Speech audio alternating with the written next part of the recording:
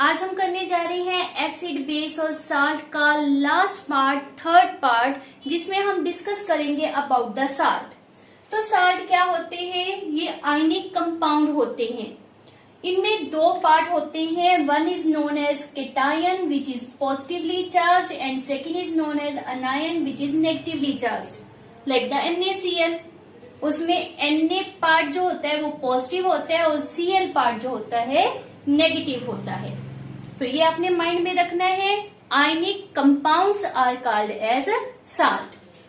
किस तरह से फॉर्म होते हैं? By the neutralisation reaction. हमने पहले भी पढ़ा है, acid plus base form salt plus water. तो यहाँ पर जो साल्ट है उसमें से बेस ने Na दिया है और एसिड ने SO4 दिया है। We have two part obtain from the acid and base.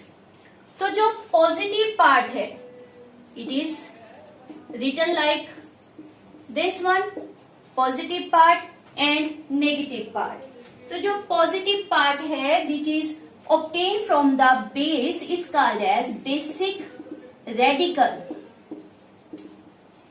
and which obtained from the acid is called as the acidic radical।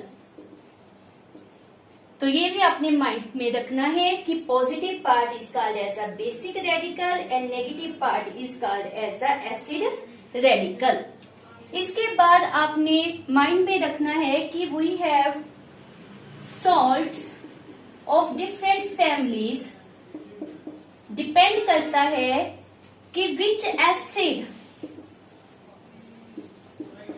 is used to form salt।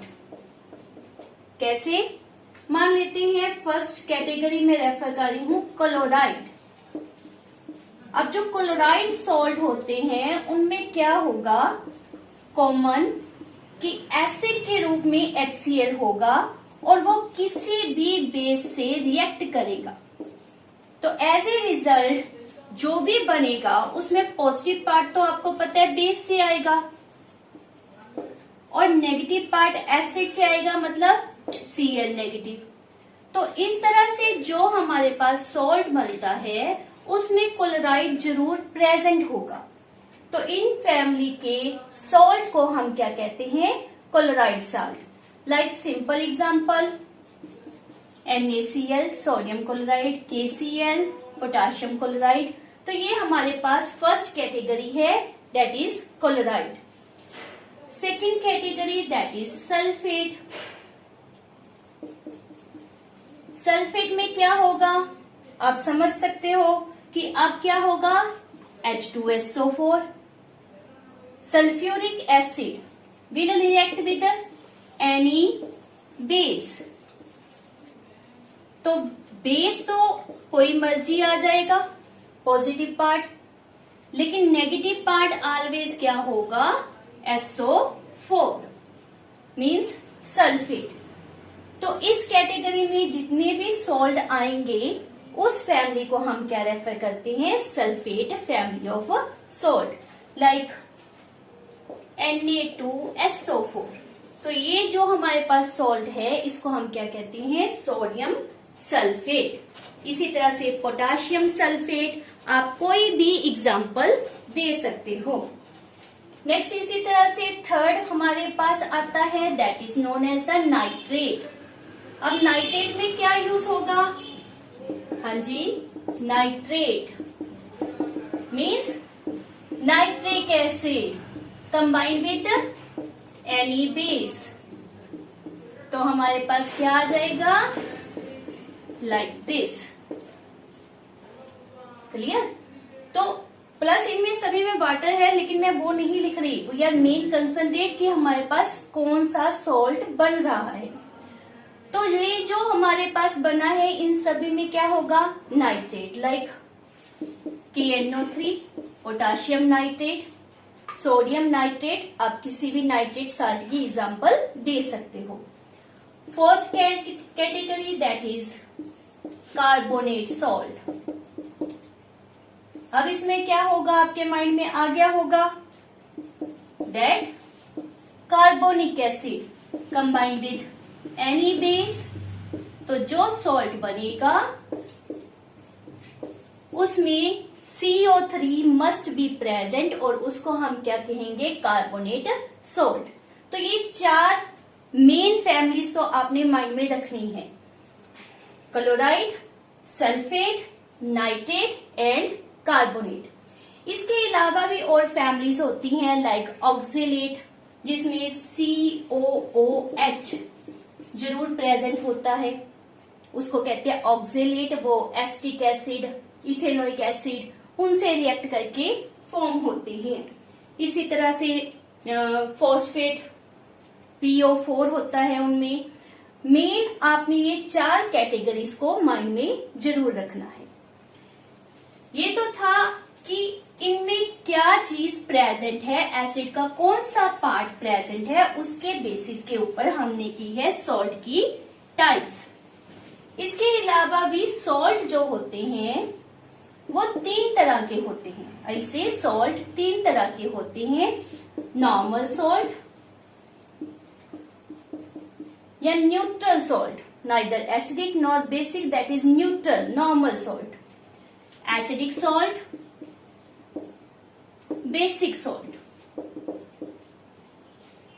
Normal कौन सा होगा, if strong acid combined with the strong base, तो जो salt बनेगा हमारे पास वो neutral nature का होगा, उसका pH 7 होगा। इसकी एग्जांपल आपको पता ही है, लाइक H2SO4 आपको पता है स्ट्रॉन्ग एसिड है, NaOH आपको पता है स्ट्रॉन्ग बेस है, दोनों कंबाइन हुए आपके पास बना Na2SO4 H2O, 2 टाइम बहुत बार कर चुके हैं रिएक्शन, आपको पता ही होगा।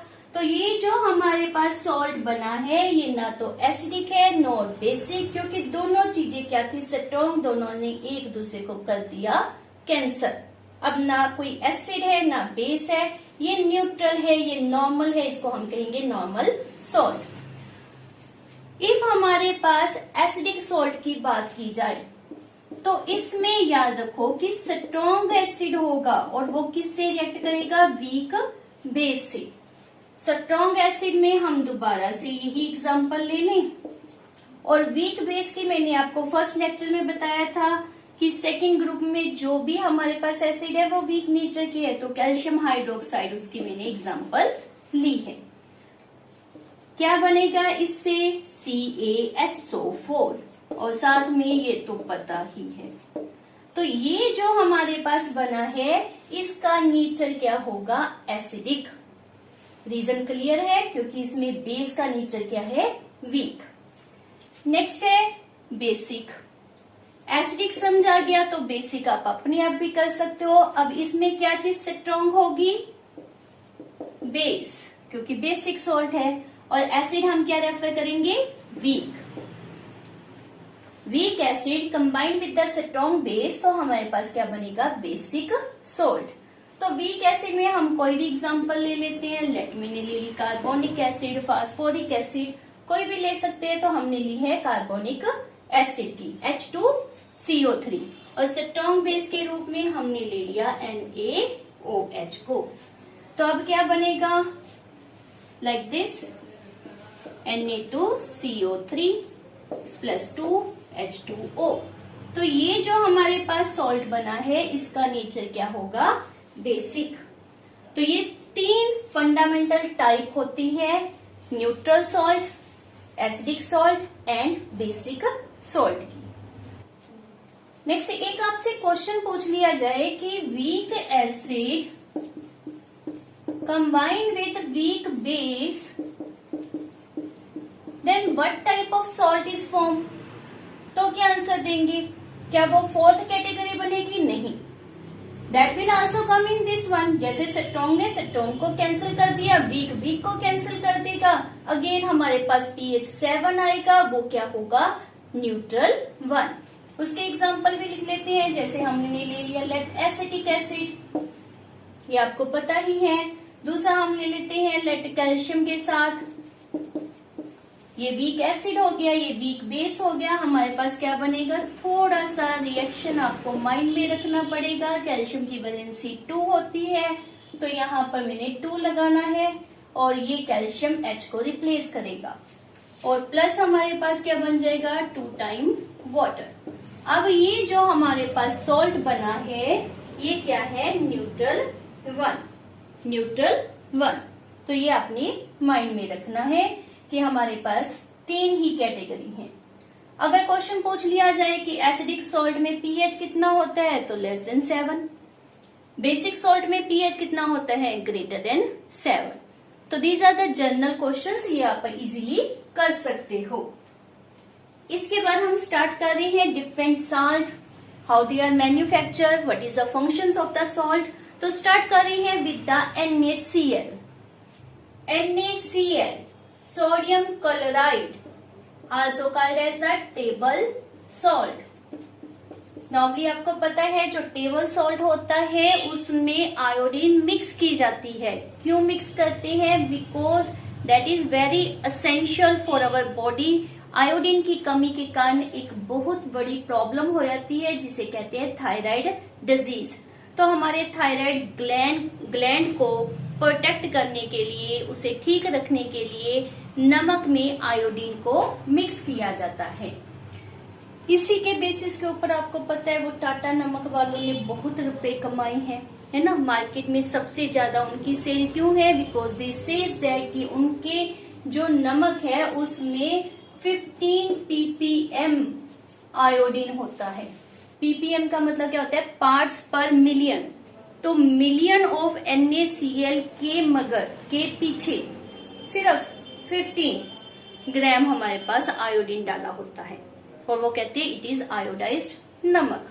चलो उस बात को छोड़ते हैं, हम करते हैं कि इसके मेन करेक्टर क्या है। उसमें सबसे पहला और इम्पोर्टेंट करेक्टर आपने नाम याद रखो, हाइग्रोस्कोपिक नेचर। इसका क्या मतलब होता है, आपने कभी नमक को हवा में खुला छोड़ा है, अगर खुला छोड़ देते हैं तो क्या हो जाता है, that will capture the moisture of the air. वो वेट हो जाता है वहां पर बाहर पड़ा पड़ा, उसको हम कहते हैं हाइग्रोस्कोपिक नेचर। सॉल्ट में प्रॉपर्टी होती है कि वो मॉइस्चर को पकड़ लेता है और वेट हो जाता है, that character is called as hygroscopic. Next है कि वो किस तरह से केमिकल प्रॉपर्टीज शो करता है। मान लेते हैं कि वो एसिड के साथ किस तरह से रिएक्ट करता है, तो सल्फ्यूरिक एसिड के साथ हम उसका रिएक्शन दे रहे हैं, तो वो किस तरह से रिएक्ट करेगा, NaHSO4। वाई, बिकॉज इस Cl को भी तो एक H चाहिए, समझ सकते हो ना। तो ये हमारे पास सोडियम हाइड्रोजन सल्फेट बनाएगा। इस तरह से जो सॉल्ट होते हैं वो एसिड के साथ रिएक्शन दे सकते हैं। इसमें और ज्यादा करेक्टर्स वगैरह, प्रॉपर्टीज, सोलबिलिटी आपको याद करने की जरूरत नहीं है। इसके यूजेस आप याद करोगे, जैसे कि it is use as preservative. आपको पता ही है कि जो अचार वगैरह बनाया जाता है, पिकल्स यूज करते हैं, उसमें बहुत ज्यादा मात्रा में नमक डाला जाता है। क्यों, ताकि वो चीज खराब ना हो, तो ये प्रिजर्वेटिव की तरह यूज होता है। इसको आइस के साथ मिक्स किया जाता है टू फॉर्म फ्रीजिंग मिक्सचर, और उसकी यूज आइसक्रीम बनाने के लिए की जाती है। इंडस्ट्रियल लेवल पर भी जो सोडियम क्लोराइड है बहुत इंपॉर्टेंट है, सोप बनाने के लिए भी सोडियम क्लोराइड को यूज किया जाता है। As well as this is a raw material for manufacturing of so many compounds. हम इस चैप्टर में आगे जितने भी कंपाउंड्स पढ़ेंगे उसमें as a raw material sodium chloride को ही यूज किया जाता है।